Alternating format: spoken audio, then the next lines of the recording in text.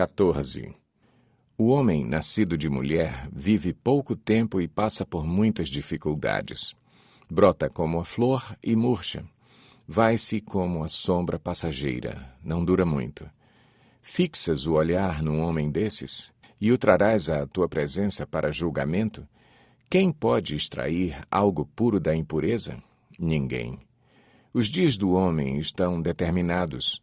Tu decretaste o número de seus meses e estabeleceste limites que ele não pode ultrapassar.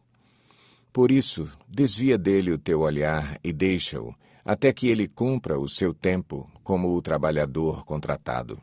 Para a árvore, pelo menos há esperança, se é cortada, torna a brotar, e os seus renovos vingam. Suas raízes poderão envelhecer no solo, e seu tronco morrer no chão. Ainda assim, com o cheiro de água, ela brotará e dará ramos como se fosse muda plantada. Mas o homem morre e morto permanece. Dá o último suspiro e deixa de existir. Assim como a água do mar evapora e o leito do rio perde as águas e seca, assim o homem se deita e não se levanta. Até quando os céus já não existirem, os homens não acordarão e não serão despertados do seu sono. Se tão somente me escondesses na sepultura e me ocultasses até passar a tua ira, se tão somente me impusesses um prazo e depois te lembrasses de mim. Quando um homem morre, acaso tornará a viver? Durante todos os dias do meu árduo labor, esperarei pela minha dispensa. Chamarás e eu te responderei. Terás anelo pela criatura que as tuas mãos fizeram. Por certo, contarás então os meus passos, mas não tomarás conhecimento do meu pecado. Minhas faltas serão encerradas num saco, tu esconderás a minha iniquidade. Mas, assim como a montanha sofre erosão e se desmorona, e a rocha muda de lugar, e assim como a água desgasta as pedras e as torrentes arrastam terra, assim destróis a esperança do homem. Tu o subjugas de uma vez por todas e ele se vai. Alteras a sua fisionomia e o mandas embora. Se honram os seus filhos, ele não fica sabendo. Se os humilham, ele não o vê. Só sente a dor do seu próprio corpo, só pranteia por si mesmo. Jó 15. Então Elifaz de Temã respondeu: Responderia o sábio com ideias vãs ou encheria o estômago com o vento? Argumentaria com palavras inúteis, com discursos sem valor? Mas você sufoca a piedade e diminui a devoção a Deus. O seu pecado motiva a sua boca, você adota a linguagem dos astutos. É a sua própria boca que o condena, e não a minha. Os seus próprios lábios depõem contra você. Será que você foi o primeiro a nascer? Acaso foi gerado antes das colinas? Você costuma ouvir o conselho secreto de Deus? Só a você pertence a sabedoria? O que você sabe que nós não sabemos? Que compreensão tem você que nós não temos? Temos do nosso lado homens de cabelos brancos muito mais velhos que o seu pai. Não lhe bastam as consolações divinas e as nossas palavras amáveis? Por que você se deixa levar pelo coração e por que esse brilho nos seus olhos? Pois contra Deus é que você dirige a sua ira e despeja da sua boca essas palavras. Como o homem pode ser puro? Como pode ser justo quem nasce de mulher? Pois se nem nos seus santos Deus confia, e se nem os céus são puros aos seus olhos, quanto menos o homem que é impuro e corrupto, e que bebe iniquidade como água. Escute-me, e eu lhe explicarei. Vou dizer-lhe o que vi, o que os sábios declaram, sem esconder o que receberam dos seus pais, a quem foi dada a terra e a mais ninguém, nenhum estrangeiro passou entre eles. O ímpio sofre tormentos a vida toda, como também o homem cruel.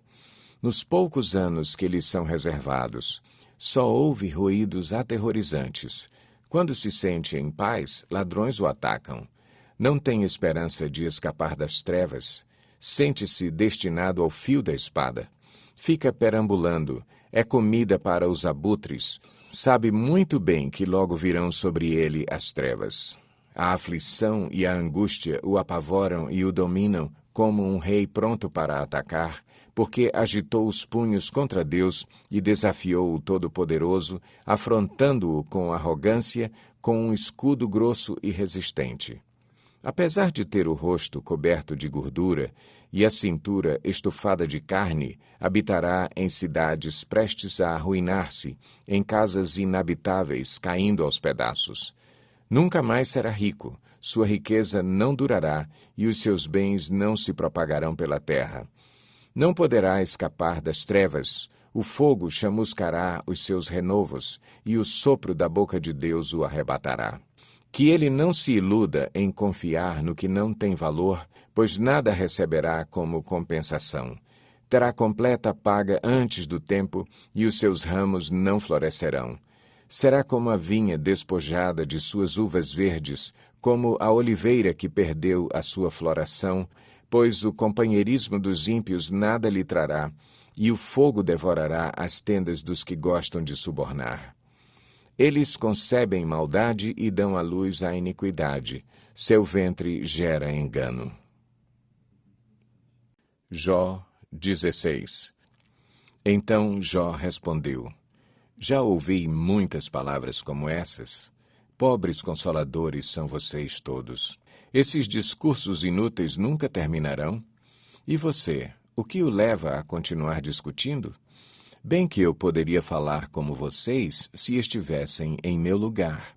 Eu poderia condená-los com belos discursos e menear a cabeça contra vocês. Mas a minha boca procuraria encorajá-los, a consolação dos meus lábios lhes daria alívio. Contudo, se falo, a minha dor não se alivia. Se me calo, ela não desaparece.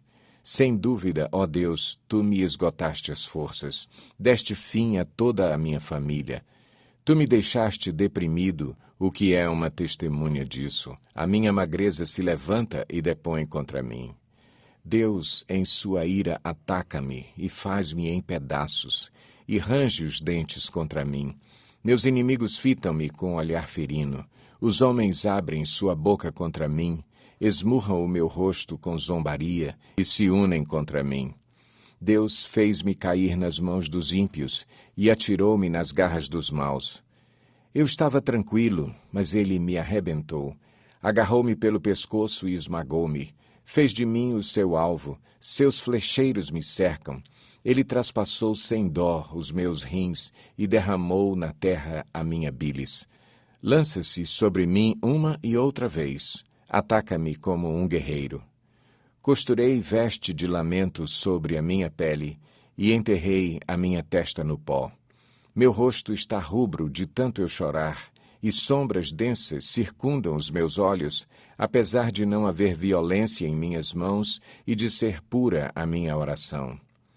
Ó terra, não cubra o meu sangue, não haja lugar de repouso para o meu clamor. Saibam que agora mesmo a minha testemunha está nos céus, nas alturas está o meu advogado, o meu intercessor é meu amigo. Quando diante de Deus correm lágrimas dos meus olhos, ele defende a causa do homem perante Deus como quem defende a causa de um amigo. Pois mais alguns anos apenas, e farei a viagem sem retorno.